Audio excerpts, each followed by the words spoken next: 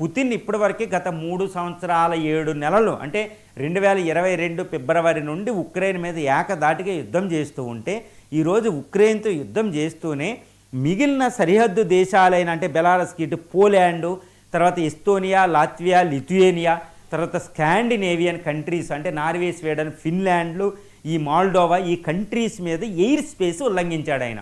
Air space ఉల్లంఘన అంటే ఏదో మనం మాట్లాడుకున్నట్టు కాదండి.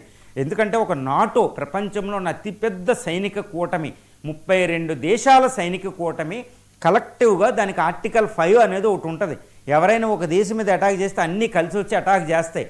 అంతటి ప్రపంచంలో అతి శక్తివంతమైన సైనిక కూటమిని ఈరోజు పుతిన్ కవ్విస్తున్నాడు.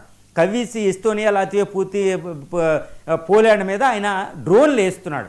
ఈ డ్రోన్ని ఇటు నాటో దళాలు పేలుస్తున్నాయి. అంటే ఏంటి, ఇక నాటో దేశాలు రెస్పాండ్ అవ్వడమే ఉంది అనమాట. అంటే పుతిన్ ఆల్రెడీ యుద్ధానికి వెళ్ళిపోయాడు, నాటోతో యుద్ధానికి వెళ్ళిపోయాడు. ఇప్పుడు అంటే ఈ నాటో దేశాలు భయపడుతున్నాయి అనమాట రెస్పాండ్ అవ్వడానికి. రెస్పాండ్ అవుతే మూడో ప్రపంచ యుద్ధం అంటే యుద్ధం స్టార్ట్ అయిపోయింది. మూడో ప్రపంచ యుద్ధం ఇప్పుడు నాటో దేశాలు వెనక తగ్గడం కుదరదు, ముందుకెళ్తే యుద్ధం.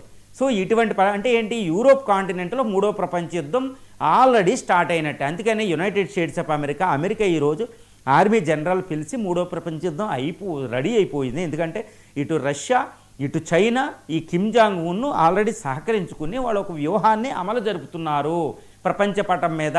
ఇటు చైనా వెళ్ళి